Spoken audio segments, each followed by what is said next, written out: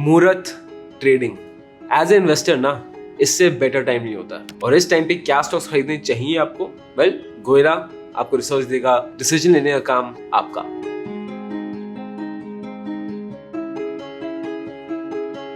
मुहूर्त ट्रेडिंग का टाइम एक मेरे दिल के बहुत ज्यादा करीब है, जब मेरे आदित्य मेरे फादर के लिए बहुत ज्यादा करीब है। इस टाइम पे लक्ष्मी जी का वास होता है। सिर्फ 1 घंटा स्टॉक मार्केट खुलता है एंड इट इज ब्यूटीफुल। मतलब ट्रेडर्स अपने बच्चों से स्टॉक्स खरीदवाते हैं, अपने बच्चों के नाम पे डीमैट अकाउंट खुलवाते हैं, वाइफ्स के नाम पे खुलवाते हैं, मदर्स के नाम पे, पेरेंट्स के नाम पे, फादर्स के नाम पे। इस टाइम पे ना ये फर्क नहीं पड़ता मुहूर्त ट्रेडिंग में कि आप कितनी ज्यादा क्वांटिटी खरीदो या मुहूर्त ट्रेड में कितना प्रॉफिट कमाओ। इस टाइम पे बस पड़ता है आप इन्वेस्ट करो, चाहे वो सिर्फ 1 शेयर क्यों ना लो। और जो आप शेयर लोगे ना, उसका इट शुड नॉट बी कि आप 1-2 दिन के लिए खरीद रहे हो उसको। जो मुहूर्त ट्रेडिंग में स्टॉक्स लेने चाहिए मेरे हिसाब से, इसके मेरे पास कोई क्वांटिटेटिव डेटा नहीं है, बट ये इतना स्पेशल टाइम होता है, इतना ऑस्पिशियस टाइम होता है। इस टाइम पे आपको वो स्टॉक्स लेने चाहिए जो आपके पोर्टफोलियो के लिए कंसिस्टेंट कंपाउंडर्स बने, जो आपको 20 साल के रिटर्न दे, 20 साल के लिए। इस मुहूर्त ट्रेड ना, आप चाहे एक ही स्टॉक क्यों ना लो जरूर, और वो स्टॉक आप 20 साल के लिए रखोगे, वो सोच के वो स्टॉक लेना। And I can assure you, जब आप इस मेंटालिटी से जाओगे ना, बहुत हाई प्रोबेबिलिटी है आप एक अच्छा स्टॉक,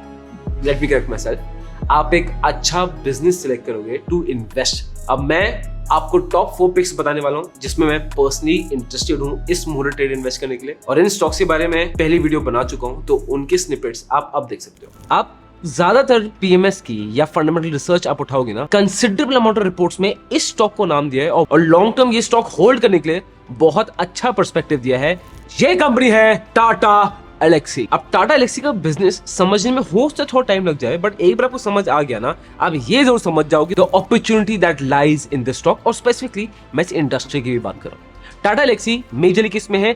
ER&D, मतलब इंजीनियरिंग रिसर्च एंड डेवलपमेंट।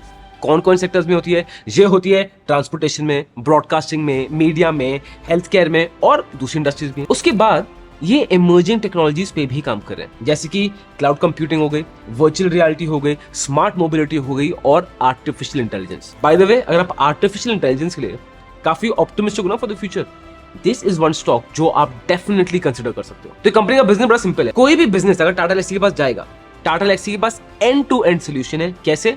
वो आपकी प्रोडक्ट क्रिएशन में हेल्प कर देंगे, प्रोडक्ट वैलिडेशन में कि प्रोडक्ट एक्सेप्टेबल मार्केट में है कि नहीं है, उसके बाद आपकी कॉस्ट एफिशिएंसी बढ़ाने में, आपके ऑपरेशंस बेटर करने में, आपके रेवेन्यूज बढ़ाने में एंड टू एंड सोल्यूशन कर देंगे with ER&D and emerging technologies जो मैंने आपको बताई। और इस कंपनी का स्कोप बहुत ज्यादा है यार, मतलब right from making driving safer to connecting and security, फिर ये एनर्जी एनहांस करने में भी हेल्प करते हैं, फिर कंज्यूमर व्यू में एक्सपीरियंस बढ़ाते हैं। AI है, टेक्नोलॉजी है, R&D है, ये हर बिजनेस में बहुत ज्यादा एप्लीकेबल है, स्पेसिफिकली EV की। तो let's talk about that. EV आप देखोगे आजकल कॉन्सेप्ट क्या हो रहा है, आने वाली हैं connected cars, and world wide तो as of now 50% connected cars हैं। कनेक्टेड कार्स मतलब वो गाड़ियां जिनका ना प्रॉपर सॉफ्टवेयर है, अपडेट हो रहा है, इंटरनेट से कनेक्टेड है, मतलब you are connected to the main server. Those are connected cars जो आपकी सेफ्टी मेजर्स ट्रैक कर पाए, जो डेटा वापस भेज पाए, सो दैट सेफ्टी मेजर्स और बेटर हो पाए। अब टाटा एलेक्सी के MD और CEO मिस्टर मनोज राघवन ये बोल रहे हैं, और मैं उनको कोट कर रहा हूं, today mobility is all about experiences as the world adopts connected autonomous electric mobility। बता रहे कि मोबिलिटी किस डायरेक्शन में बढ़ा है, और it's all about mobility. Automotive companies are looking for innovation technology and software to provide exceptional consumer experiences to drive mobility initiatives। मतलब they are willing to do R&D। Automobile companies are willing to experiment to just break the curve और भाई कुछ नया करें and to seize this market opportunity। और इसके लिए read this, we are delighted that Alps Alpine has chosen Tata Elxsi as a strategic technology and emerging partner in this journey to transforming its products and services for future mobility। एक साथ मिलके ये next generation digital technology में focus करेंगे, connected infotainment में focus करेंगे, body electronics में focus करेंगे, सेंसिंग एंड कम्युनिकेशन टेक्नोलॉजी में फोकस करेंगे, ऑटोस्टार में फोकस करेंगे, प्लेटफॉर्म डेवलपमेंट में फोकस करेंगे, साइबर सिक्योरिटी में करेंगे। एल्प्स एल्पाइन टाटा एलेक्सी के लिए बहुत पावरफुल और बहुत स्ट्रेटेजिक मूव है टू कोलैबोरेट विद देम। और अगर नई प्रोजेक्ट्स की बात करूं तो ऑटोनोमस ड्राइविंग उसमें काम कर रहे हैं, आजकल गाड़ियों में ADAS टेक्नोलॉजी आ रही है उसमें काम कर रहे हैं, ऑफ हाईवे व्हीकल्स में काम कर रहे हैं, एरोस्पेस में काम कर रहे हैं, रेलवेज में काम कर रहे हैं। तो आप देख लो ना, इनकी टेक्नोलॉजी का यूज केस बहुत बहुत बहुत ज्यादा है। अब टेक्नोलॉजी कंपनी में सबसे बड़ी प्रॉब्लम क्या होती है? एट्रिशन। वेल, टाटा एलेक्सी का attrition rate is one of the lowest in the industry. ये इसलिए बिकॉज काफी लोग अब इनके केरला से हैं। केरला में इन्होंने अलग से ऑफिस खोल रखा है, एक पूरी फैसिलिटी खोल रखी है। बिकॉज ऑल दीज मेजर्स ना, एट्रिशन रेट कम होता है। और जितना इंटरेस्ट रेट कम होगा ना उतना हम इन्वेस्टर्स के लिए बेटर है, बिकॉज एक जब आदमी छोड़ के जाता है और फिर दोबारा को नया आदमी है उसको ट्रेन करने में, उसको उसी एफिशिएंसी लाने में बहुत टाइम लग जाता है। और अगर हम एम्प्लॉइज की बात कर रहे हैं ना तो इनकी हायरिंग के बारे में बात करना भी जरूरी है। ये फाइनेंशियल 2024 में इनका प्लान है 2000 से 2200 और लोग हायर करना है, एंड इसमें से 1800 लोग सिर्फ फ्रेश ग्रेजुएट्स हैं। फ्रेश ग्रेजुएट्स, आपको हायरिंग पॉलिसी दिख रहा होगा, इनको वो लोग चाहिए जो स्मार्ट हो, जो इनोवेटिव हो, who can think outside the box. Company के फाइनेंशियल की बात करें तो इनकी sales growth for the past 3 years is 25%, profit growth for the past 3 years is 42.7%, ROE is 41%, ROCE is 47%, and debt equity तो sir oh my god it is the best, only 0.9। कितना? 0.9। और ये है कंपनी का graph. अगर आप इस दिवाली अपना 20 ईयर इन्वेस्टमेंट प्लान शुरू करना चाहते हो कि यार मैं 20 साल के लिए अच्छी इन्वेस्टमेंट करना चाहता हूँ, मुझे डे टू डे फर्क नहीं पड़ता मार्केट्स किधर जा रहा है, क्या न्यूज हो रही है, क्या नहीं हो रही है, देन इसके लिए मेरा एक पूरा वेबिनार है, एक दिवाली स्पेशल वेबिनार है जहां पे हम आपको एक बहुत स्पेशल ऑफर भी देते हैं ऑन अ मेंटरशिप प्रोग्राम। अगर आपको उसमें इंटरेस्ट होगा, link of that webinar is in the description. अब आते हैं सेकंड कंपनी में। ये कंपनी है सारेगामा, भारत की सबसे पुरानी music label company. Now just think of it, Bharat में कितनी सारी लैंग्वेजेस है, there Tamil, there Telugu, there Kannada, there Malayali, Hindi तो है ही, पंजाबी है, कितने सारे लैंग्वेजेस है। अब now just close your eyes and think कि कितने सारे गाने बन चुके होंगे over the years, right. Saregama इतनी बड़ी म्यूजिक लेबल कंपनी है कि भारत में आज तक जो भी म्यूजिक बना है ना उसका 50% सारेगामा को करती है। इस कंपनी के पास 1,30,000 सॉन्ग्स इंटेलेक्चुअल प्रॉपर्टी की तरह है। और अगेन आपको लग रहा होगा 1,30,000 ठीक है, but just to give you a perspective, अगर आज कोई म्यूजिक लेबल कंपनी आती है और वो साल की 200 फिल्म रिलीज करती है, ठीक है, और मैं मानता हूं कि हर फिल्म में 5 गाने हैं, 200 फिल्म के हिसाब से भी उस म्यूजिक लेबल कंपनी को सारेगामा के लेवल पे आने के लिए 100 साल लग जाएंगे। This is Saregama for you. और इसमें एक्साइटिंग क्या है कि आने वाले टाइम में ये काफी नई नई चीजें ट्राई कर रहे हैं, वेंचर्स कर रहे हैं और काफी वेंचर्स सक्सेसफुल भी रहे। अब ब्रॉडली आप देखोगे ये कंपनी 3 चीजों में, सबसे पहला म्यूजिक लिसनिंग में, उसके बाद यूगल फिल्म्स में आता है जो एक फिल्म स्टूडियो है, उसके बाद आता है कारवा। अब एक एक करके सब कुछ समझेंगे, बट ऑन ओवरऑल बेस आप देखोगे ना ये म्यूजिक लेबल्स के बड़ा अच्छा time to exist, because India में एक बहुत बड़ा प्रॉब्लम क्या था, पायरेसी। Songs.pk आपको याद है, या तो शायद मैं बहुत ओल्ड हो गया हूँ, Songs.pk सब गाने डाउनलोड करते हैं। आजकल की जनरेशन को पता भी नहीं होगा कि फेक गाने डाउनलोड होते थे, लाइम वायर वगैरह, आपको सब याद हो तो कोई जरूरत नहीं है, बिकॉज पिछले 7-8 साल से इतने सारे स्ट्रीमिंग प्लेटफॉर्म्स आ गए हैं जहां पे इतना अच्छा कंटेंट अवेलेबल है, या तो फ्री में या कुछ पैसे देके, दैट मेजॉरिटी ऑफ इंडियंस अब जो गाना सोर्स करते हैं ना वो इन प्लेटफॉर्म से ही कर रहे हैं, जैसे विंक हो गया, प्राइम म्यूजिक हो गया, स्पॉटिफाई हो गया, गाना.com हो गया। तो यहाँ से म्यूजिक लेबल्स को अच्छी खासी इनकम आती रहती है। और सिर्फ यही नहीं है, म्यूजिक लेबल्स को ब्रॉडकास्टर से इनकम आती है,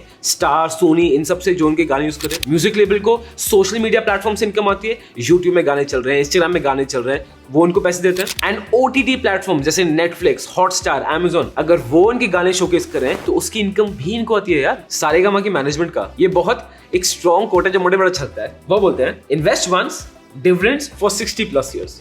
बिकॉज एक बार गाने बनाने में आप इन्वेस्ट कर दो और फिर उस गाने की जो भी अर्निंग्स होंगी वो आपको मिलती जाएंगी। अब बात करते हैं नए प्रोजेक्ट्स की। अब आई थिंक मैं सारेगामा को पहले भी कवर करके रखा हुआ है, तो जैसे मैं बात करता कि सारेगामा की विकी कौशल की मूवी आने वाली है, जरा हट के जरा बच के, ठीक है।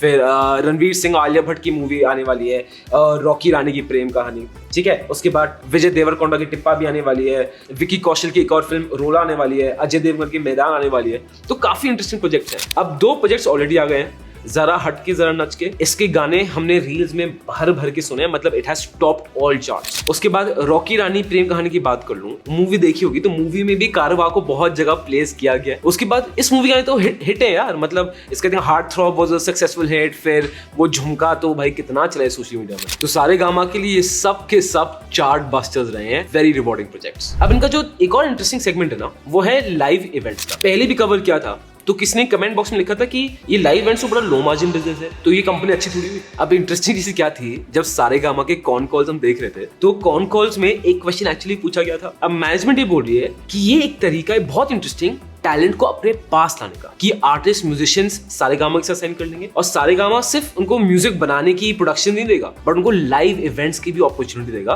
तो इससे ज्यादा आर्टिस्ट उनके पास इकट्ठे होंगे, जितने ज्यादा उनके साथ एक्सक्लूसिव होंगे उनको ही इतना ज्यादा लॉन्ग टर्म प्रॉफिट होगा। तो ये लो मार्जिन बिजनेस है, अग्रीड, बट इनका aim is for long term relationship building with the artist. फिर इनका इंटरेस्टिंग बन जाता है डिस्को डांसर लाइव इवेंट्स, और ये बड़ा ही इंटरेस्टिंग कॉन्सेप्ट है। अब देखोगे यूएस यूके में ना एक ब्रॉडवे का कॉन्सेप्ट है जो भारत में नहीं है। अब ब्रॉडवे बेसिकली क्या होता है, जैसे मैं आपको बताऊं, इंडिया में क्या है, या तो हम पिक्चर देख रहे हैं, अगर कोई लाइव इवेंट देख रहे हैं तो कोई लाइव या तो थिएटर का कोई स्टोरी टेलिंग का शो होगा या फिर कोई म्यूजिक गाना बजा रहा होगा। Broadway is like in the middle, जहां पे वो स्टोरी टेलिंग भी हो रही है और म्यूजिक के थ्रू स्टोरी टेलिंग हो रही है। तो सारेगामा एक ऐसा प्लेटफॉर्म रहा है ऑफ लाइव इवेंट्स जहां पे पुराने हिंदी गानों को यूज करेंगे और स्टोरीज को बताएंगे and it seems it can work. मतलब अगेन ये तो हमें टाइम ही बताएगा, बट यूएस यूके में it's a very very very popular thing. कितने इंडियंस स्पेसिफिकली यूएस यूके जाते हैं ऐसे ब्रॉडवे शोज के लिए, और ये उसका एक पूरा इंडियनाइज वर्जन है। तो हाँ, मार्केटिंग तो देखो ज्यादा लगनी ही लगनी है, बिकॉज हमारे लिए ये बहुत एक न्यू कॉन्सेप्ट है। अब मैनेजमेंट इसको लेके ये बोल रही है कि देखो it's a new concept in India and we have spent a good amount of money to go and promote it, जो मैं आपको बताया था। Hence there are losses which have been written off during the quarter. The entire cost of marketing has been charged off. We are confident in the period of 12 to 18 months this segment will also turn profitable. तो basically जो उनका marketing में जो भी expense खर्चा हुआ था तो उसको राइट ऑफ कर दिया। इस कंपनी की सेल्स ग्रोथ 16% है, प्रॉफिट ग्रोथ 44%, ROE 15%, ROCE 20.5%। ये है कंपनी का ग्राफ और ये है कंपनी की शेयर प्राइस। अब जाते हैं HDFC स्पेसिफिक, वहां पे क्या इशू आ रहा है, और उसका बहुत बड़ा रीजन है HDFC और HDFC बैंक्स का मर्जर। अब don't get me wrong, on paper ना लॉन्ग टर्म के लिए ये मर्जर बहुत पावरफुल प्रूफ होता है, जो मैंने पहले वीडियो में कवर किया था। बट जब इतना बड़ा जब मूवमेंट होता है तो शॉर्ट टर्म तो दिक्कतें आएंगी ना, और शायद वही अभी HDFC का। तो अभी HDFC की टोटल डिपॉजिट्स हो गई हैं ऑफ 20.7 लाख करोड़। सबसे पहली प्रॉब्लम, कैश रिजर्व रेशियो बहुत ज्यादा बढ़ गया था, तो अब वो कम हो गया है, तो चलो उसका इफेक्ट अब खत्म हो जाएगा। दूसरा इशू ये है, बैंक के इंटरेस्ट रेट्स पूरे भरे हुए। अब लोन बिजनेस ऑब्वियसली कम हो जाएगा, जितने हाई इंटरेस्ट रेट होंगे उतना ही लोग कम लोन लेंगे, तो इनका थोड़ा बिजनेस इफेक्ट हो रहा है, जहां पे इनके नेट इंटरेस्ट मार्जिन्स में प्रॉब्लम आ रही है, because savings account, FD, RDS उस पे तो ज्यादा इंटरेस्टेड बैंक दे ही रहा है। सेकंड प्रॉब्लम इसका मर्जर का ये है, और ये बड़ा इंटरेस्टिंग है। अब देखो HDFC और HDFC बैंक दोनों इंडेक्स के पार्ट है, निफ्टी 50 में भी आते हैं, सेंसेक्स 30 में भी आते हैं। अब कितने सारे म्यूचुअल फंड्स हैं जो लार्ज कैप्स में इन्वेस्ट करते हैं या जो इंडेक्स में इन्वेस्ट कर रहे हैं, राइट? अब सेबी का एक सिंपल रूल है। सेबी का रूल ये है कि किसी भी एक शेयर में ना आप 10% से ज्यादा इन्वेस्ट नहीं कर सकते। क्यों? अगर कोई और कल को म्यूचुअल फंड खरीदेगा तो डाइवर्सिफिकेशन होनी चाहिए। अगर किसी एक शेयर में 10% से ज्यादा इन्वेस्टमेंट है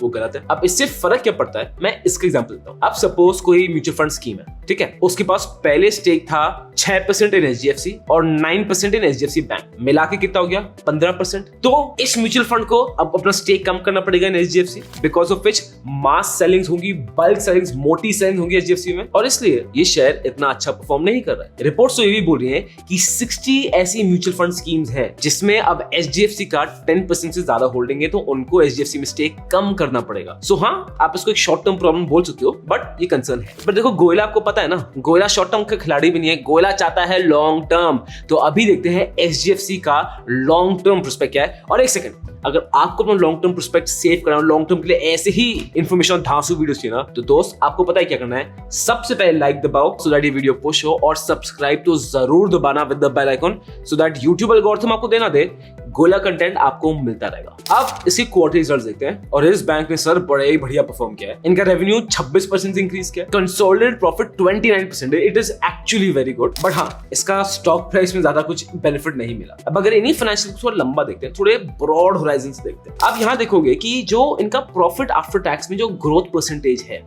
वो कितना हो रहा है, ठीक है। 2020 के पहले सिर्फ एक साल था जब 20% से कम था इनका profit after tax growth, right? But 2020 के बाद इनका कभी 20% के ऊपर गया ही नहीं है। इन ऑल फेयरनेस, अगर profit after tax growth for any bank which is above 15%, it is supposed to be very good. But HDFC अपने खुद के स्टैंडर्ड से थोड़ा अंडर परफॉर्म कर रहा है, और आप इसको पीयर से भी कंपेयर कर लेते हैं। आप देख सकते हो कि HDFC का जो 3 ईयर प्रॉफिट ग्रोथ है ना, इतना अच्छा नहीं है। मतलब कोटक से तो चलो सिर्फ 1% ही कम है, बट ICICI और एक्सिस के साथ तो एक स्टार्क डिफरेंस है। बट सेइंग दिस, इस बैंक के एडवांसेस 21% के रेट में बढ़ रहे हैं, डिपॉजिट्स 20% के कंसिस्टेंट रेट में बढ़ रहे हैं, which is a very good sign. And despite HDFC उस लेवल पे खड़ा है, उसके बावजूद इनकी cost of borrowings is amazing और मार्जिन्स इनके स्टेबल है। और वहीं पे अगर आप नॉन परफॉर्मिंग एसेट की बात करो, जो किसी भी बैंक के लिए सबसे ज्यादा डेंजरस होता है, NPA, उसमें sir HDFC bank is the best. जो इतना मेजर पॉइंट है ना, बिकॉज इट शोज कि HDFC बैंक जिसको लोन दे रहा है, जो इनके डिपॉजिटर्स हैं, जो इनकी एसेट क्वालिटी है, जिनको ये लोन दे रहा है, it is of very premium level and which is a very very very very very strong thing for any bank. अब आ जाते हैं रिटर्न रेशियोज पे, जिनका रिटर्न ऑन एसेट्स है अगर 2% के ऊपर है इट्स गुड। एचडीएफसी का इज 2.1%। हाँ, उसके बावजूद भी आईसीआईसीआई और कोटक तो कम है। रिटर्न ऑन इक्विटी की बात करूं तो आईसीआईसीआई बैंक से स्लाइटली कम है। अब आ जाते हैं सर वैल्यूएशंस में। प्राइस अर्निंग लेंगे, प्राइस टू बुक लेंगे, और जितने दोनों कम हो उतनी बेटर वैल्यू होती है। As you can see HDFC का PE is the least, it's great, and price to book also is the least, जो बहुत ही अच्छा पॉइंट है। और अगर आप HDFC के historic levels of price earning देखोगे तो यार अभी it is standing at a very attractive valuation. अब उससे पहले आप अपना डिसीजन बना लो। ये जाना बहुत जरूरी है कि कंपनी की मैनेजमेंट कंपनी के बारे में क्या सोच रही है, कंपनी के फ्यूचर के बारे में क्या सोच रही है। आओ, अब एचडीएफसी के सीईओ मिस्टर शशिधर जगदीशन ने ये लेटर लिखा था अपने एम्प्लॉइज को पोस्ट मर्जर, और बहुत ही एम्बिशियस लेटर है टू से द लीस्ट। अब इस लेटर के मैं आपको मेजर 4 पॉइंट्स बताऊंगा। सबसे पहला पॉइंट जो मेंशन था ना कि एचडीएफसी अपने अंदर एक पैराडाइम शिफ्ट कर रहा है, जहां पे वो सिर्फ सेल्स मैनेजमेंट नहीं करेंगे, अब वो करेंगे रिलेशनशिप बिल्डिंग मैनेजमेंट। मतलब आसान शब्दों में अब एचडीएफसी का टारगेट गोइंग फॉरवर्ड सिर्फ ये नहीं होगा कि इतने अकाउंट्स बेचे ठीक है, इतने लोन बेच दिए ठीक है, इतना बिजनेस आ गया ठीक है, नहीं, इनका होगा इसको इवॉल्व करना, एक रिलेशनशिप बनाना। तो अगर सपोज एचडीएफसी आपके साथ बिजनेस कर रहा है तो वो आपसे रिलेशनशिप बिल्ड करेगा, जहां पे वो चाहेगा अपन सेविंग्स अकाउंट तो खोलो ही, क्रेडिट कार्ड भी जिससे लो, इंश्योरेंस भी यहां से लो, इनके प्लेटफॉर्म यूज करो टू डू यूपीआई, इनके प्लेटफॉर्म यूज करो टू पे। बेसिकली ये आपको एंड टू एंड सब कुछ प्रोवाइड करना चाहते हैं। And similar to this Apple भी एक्चुअली कुछ ऐसा ही करता है। आप देखोगे, आपने आईफोन ले लिया, आप मैक भी ले लोगे, आप एयरपॉड्स भी ले लोगे, आप एप्पल वॉच भी ले लोगे, और आप उस वेब में आ जाओगे। इसको क्या बोलते हैं, वेबिंग एडवांटेज होता है। It is a kind of a mode in a company की कंपनी के पास ये एडवांटेज है ना, तो कंपनी बड़ी स्ट्रांग है, जो एप्पल का तो एक्सट्रीमली स्ट्रांग है, और एचडीएफसी इसको और बढ़ाना चाह रहा है। सेकंड चीज है कि एचडीएफसी का डिजिटल प्लेटफॉर्म है ना, वो काफी सोफिस्टिकेटेड है। जो कस्टमर जर्नी है ऑन द इंटरनेट वो काफी सोफिस्टिकेटेड है, जिसके से it is very easy for them to upsell on a customer. आपने सेविंग्स अकाउंट लिया, आप लोन भी ले सकते हो, आप आगे और बिजनेस ले सकते हो, तो कुछ ना कुछ अपसेल चलता रहेगा। थर्ड चीज, अब एचडीएफसी की मैनेजमेंट बोलती है, देखो यार जो इंडियन इकोनॉमी है एज ऑफ नाउ जीडीपी है at $3.5 trillion, which is expected कि आने वाले डेकेड में, आने वाले 10-12 सालों में आप ले लो, हो सकती है to $8 ट्रिलियन। अब इसमें व्हाट द मैनेजमेंट सेज कि जो इकोनॉमी में इतना ग्रोथ का पर्सपेक्टिव है, financial products let's be Bharat में भी गए ही नहीं, अभी तो लोगों को खरीदने हैं पहली बार। जब वो खरीदने आएंगे एचडीएफसी इसका सबसे ज्यादा बेनिफिट उठा पाएगा। क्यों? बिकॉज एचडीएफसी के पास अच्छी प्रॉफिटेबिलिटी है, एसेट क्वालिटी तगड़ी है, ब्रांड नेम तगड़ी है, कैपिटल तगड़ा है। What the management is saying कि आने वाले हर 4 सालों में ना हम एक नया एचडीएफसी बैंक खड़ा कर सकते हैं, इतना ग्रोथ का टारगेट है। एंड फोर्थ पॉइंट कि ये 1500 ब्रांचेस और खुल रहे हैं और अपने टेक्नोलॉजी को they are going to ramp up like crazy. What HDFC wants to be कि ये टेक्नोलॉजी कंपनी बनना चाहते हैं व्हिच इज डूइंग बैंकिंग। तो आप देख रहे हो उनका टेक्नोलॉजी भी कितना ज्यादा एम्फेसिस है। तो अगर मैं आपको अपना पर्सनल ओपिनियन बताऊं, ये मेरा ओपिनियन है, आपको अपना डिसीजन खुद लेना है। मैं बस अपना ओपिनियन आपसे शेयर कर रहा हूं to help you. A decision खुद लो based on facts on data and the future prospect. HDFC still can be a very good investment अगर आप उसको 10-12 साल के लिए स्टॉक को होल्ड करने कंसीडर कर रहे हो तो। ये मेरा ओपिनियन है, आपका ओपिनियन क्या है नीचे कमेंट बॉक्स में बताओ। फाइनली अब आते हैं उन कंपनीज में जिसमें गोयला खुद लॉन्ग टर्म इन्वेस्टर है, और मैं इन कंपनीज में बहुत ज्यादा ऑप्टिमिस्टिक हूं। और इसमें सबसे पहली कंपनी आती है जिसका नाम सुनते ही ना आपके मुंह में स्माइल आ जाती है, जिसके प्रोडक्ट्स ऑन डेली बेसिस आप यूज कर रहे हो, जो आप देखोगे on the ground level products are fantastic, fundamentally the company is fantastic. मतलब ये कंपनी इतनी ज्यादा स्ट्रांग है कि मेरे लिए अगर मुझे पैसा 10 साल एफडी में डालना है ना, मैं उससे बेटर 10 साल इस कंपनी में डाल दूंगा, because this company is an absolute no brainer. चाहे आप कोई भी फंडामेंटल स्टैंडर्ड उठा लो, किसी भी इन्वेस्टर का कोई भी क्राइटेरिया उठा लो, ये कंपनी उन सबको वेस्ट करती है। मैं बात कर रहा हूं ब्रिटानिया की। इस कंपनी की 100 साल से ऊपर लेगेसी है हमारे देश में एंड 9000 करोड़ से ज्यादा पोर्टफोलियो है। ये ऑर्गेनाइज्ड ब्रेड मार्केट में one of the market leaders है, डेयरी में है, बेवरेजेस में है, क्रूसॉन्ट्स में है, केक्स में है, कपकेक्स में है, और biscuits. Sir biscuit, tiger biscuit, marigold सिर्फ ब्रिटानिया खाता है गोयला, बर्बन बिस्किट सिर्फ ब्रिटानिया का मुझे पसंद है, जिम जैप बिस्किट सिर्फ ब्रिटानिया का, मिल्क बिकीज ओए होए होए, ओनली एंड ओनली ब्रिटानिया। आपको पता है ना गोयला हमेशा सुपर एक्साइटेड, सुपर ऑप्टिमिस्टिक रहता है, बट प्लीज याद रखना, खुद रिसर्च करना फिर ही डिसाइड करना अपने लिए। अब on the ground we love Britannia, there is no doubt in it, ठीक है। और अगर आपको लग रहा होगा कि बिस्किट खा रहे, बिस्किट का कितना ग्रोथ है, कितना स्कोप है, भाई गोयला बिस्किट कितना खा लेंगे लोग, सर खाएंगे, अभी पूरे भारत ने तो बिस्किट खाना शुरू भी नहीं किया है। हो सकता है आपके घर ये नॉर्मल हो, बिस्किट आना, योगर्ट आना, चीज ब्रिटानिया का आना, ब्रेड आना, भारत में नॉर्मल नहीं है। Britannia is one of the best positions कि वो इसको बेनिफिट करे इंडिया के ग्रोइंग पोटेंशियल को ले। फंडामेंटल बताते सर, सबसे पहले आप देखो मार्केट शेयर। इस कंपनी का कंपटीशन है ही नहीं, and even after being at this scale इस कंपनी का मार्केट शेयर बढ़ता ही जा रहा है एंड कंपटीशन इससे और नीचे उतरता ही जा रहा है। और जो आप ये देख रहे हो ना, ये इंडस्ट्री एवरेज नहीं है,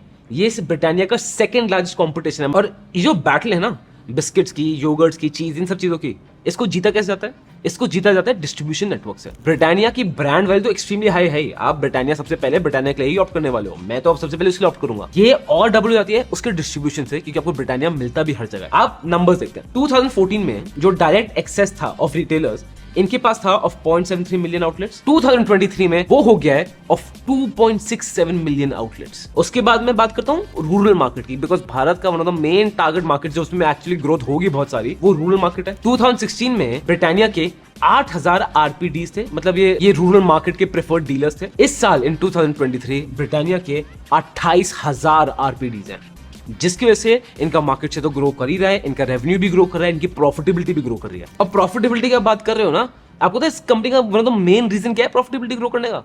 ये कंपनी अपने खर्चे काट रही है and giving you the better quality. कैसे? हर चीज एफिशिएंसी में करें। कुछ आपको इनकी रीसेंट चीजें बताता हूँ। इनकी फ्यूल कंजम्पशन 30% से कम हो चुकी है।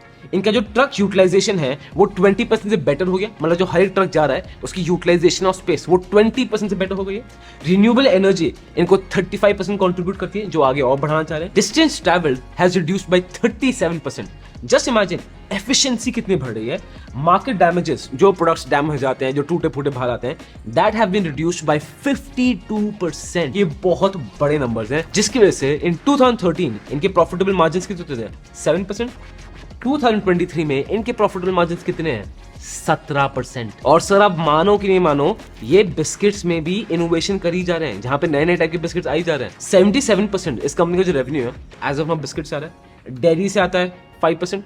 उसके बाद आ जाएगा केक, रस्क, ब्रेड और नई नई कैटेगरी जैसे वेफर्स ला रहे हैं, क्रोसॉन्ट्स ला रहे हैं, इन सब में आ जाएगा। इन लाइंस में ये नए नए प्रोडक्ट्स इंट्रोड्यूस ही करते जा रहे हैं। इस साल आप देखोगे न्यूट्रीचॉइस हर्ब बिस्किट आ गए हैं, मिल्क बिकीज क्लासिक आ गए हैं, ऑरेंज क्रोसॉन्ट आ गए हैं, चीज वेफर्स आ गए हैं, कोकोनट वाटर आ गया है, कपकेक्स आ गए हैं 5-5 रुपए।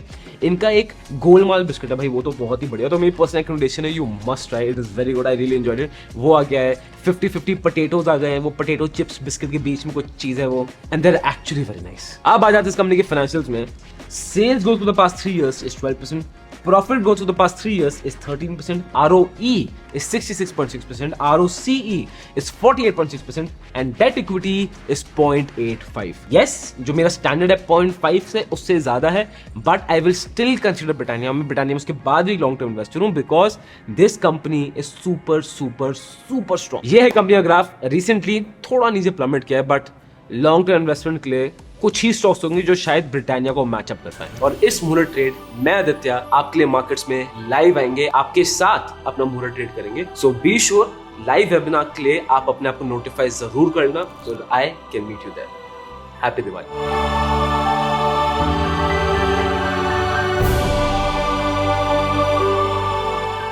This content is only for education purposes. We do not provide any buy or sell recommendations. Please do your own research before making an investment decision. All the companies mentioned in the content have no association with us until mentioned otherwise in the video itself.